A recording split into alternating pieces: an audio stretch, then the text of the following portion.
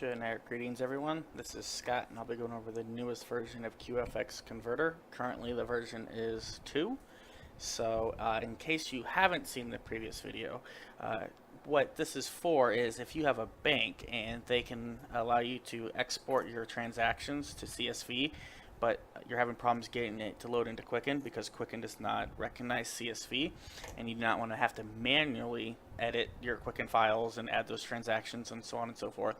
You can download the CSV and you can use this program to convert. Now, besides manually,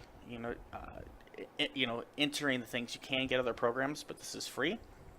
And if you ever run across any problems, feel free to message me, and I'll be glad to help research why and go over it. It could be, your import has a different number of columns, or it does something different than all the banks that I've ran across. Again, if you have an issue, feel free to message me, and I'll be glad to research it with you and figure it out. So for this example, we have this test.csv, which is downloaded from a bank, and this is how it generates from my bank. So, like for example, on row 4, I post date, description, confirmation number, so on and so forth. And then these will be all the transactions going down. So you have the dates and the descriptions and so on and so forth. So what will happen is it'll go ahead and convert all of these for you, and it knows what to look for and do for you.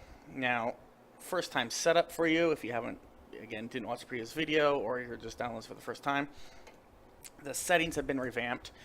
So the currency is placed here. For me, it's USD. Bank account ID just has to be 9 digits.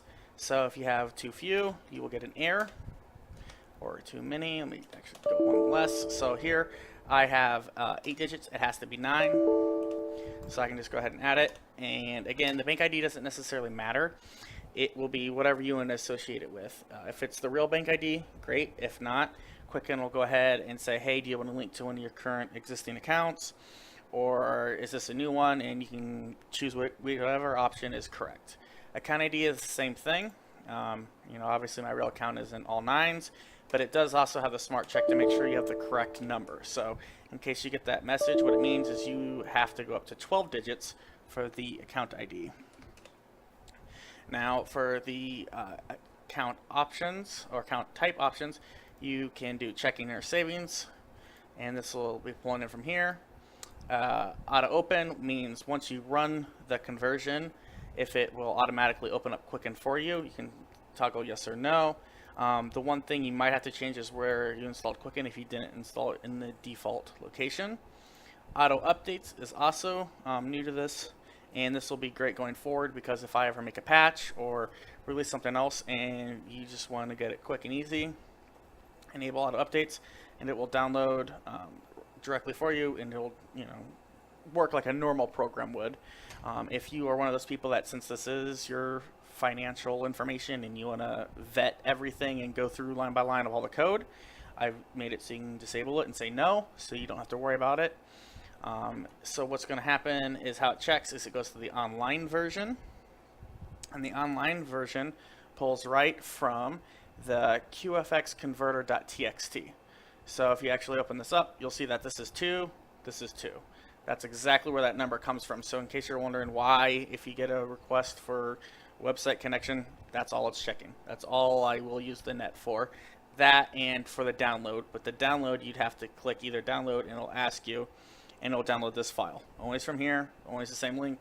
You can check the VBA, just to, if you have a question about it yourself. So if you have auto updates enabled, it'll run when you first open it, and you can also still click the update buttons. The fixes that I've gotten here from the last version is so when generating the document, it would sometimes error out because a certain number of code or a certain number of lines wouldn't quite match up, or there's a couple little wonky issues. They all got ironed out. The server time did not match the macro the last time. So what I would do is when I was converting, I was saying, go off of the time the file was saved, but it's better if you go off the time the macros ran, which was an easy fix. Tran ID got added.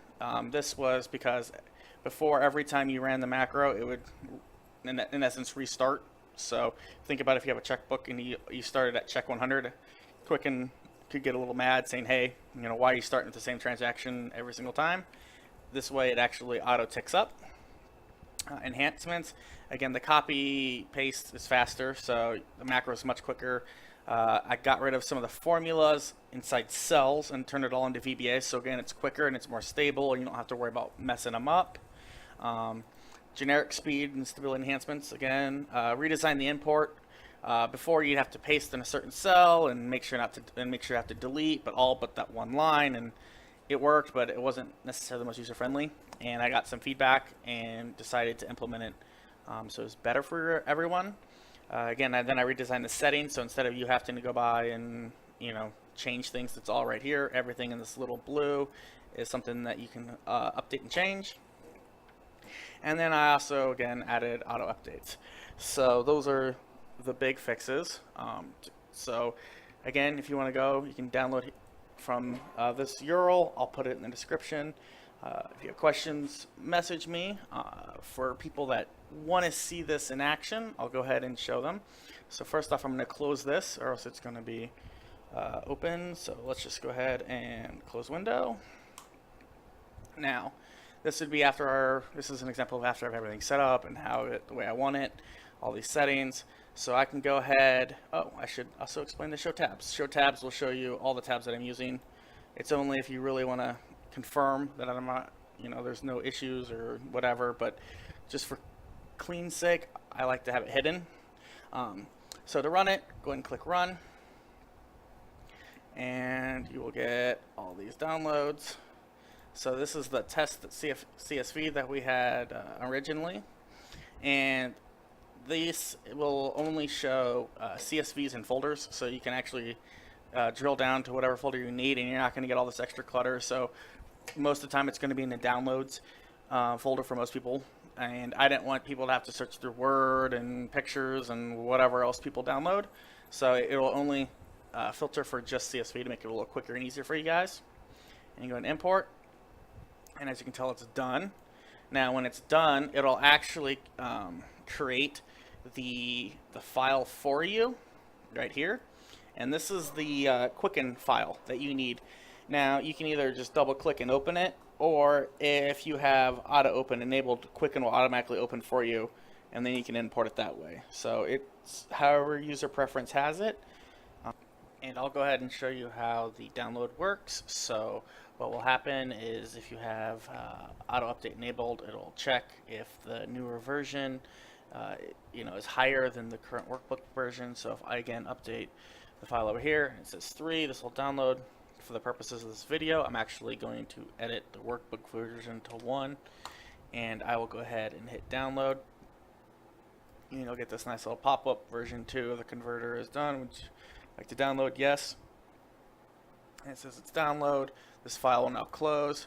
Now what will happen is you'll have actually another file here that is old, and when you open up this one, which is the new download one, open it up, and it'll say install complete. It'll actually go ahead and delete the old one then for you.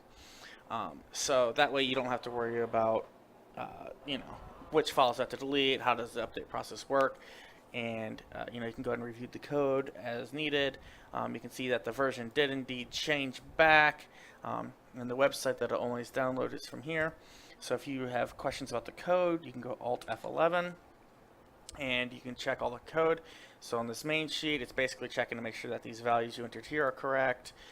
There's nothing then on import or converted. This workbook, this will only happen if you have the auto enabled as yes. So if you have it as no, you don't have to worry about it executing any code as far as when the workbook opens. So if you have that as a security issue, no need to worry about it. From here, you can actually go through every single thing that I've added for code. If you look at the old version versus new version, you will notice a lot of differences. But the auto updater is all here, so you can see what website it goes to. You can see the exact link and the URL. You can comment it out. You can delete it. However makes you feel comfortable. Again, if you have questions or comments, concerns, feel free to message me, and I will be glad to work with you guys. As always, it has been a pleasure.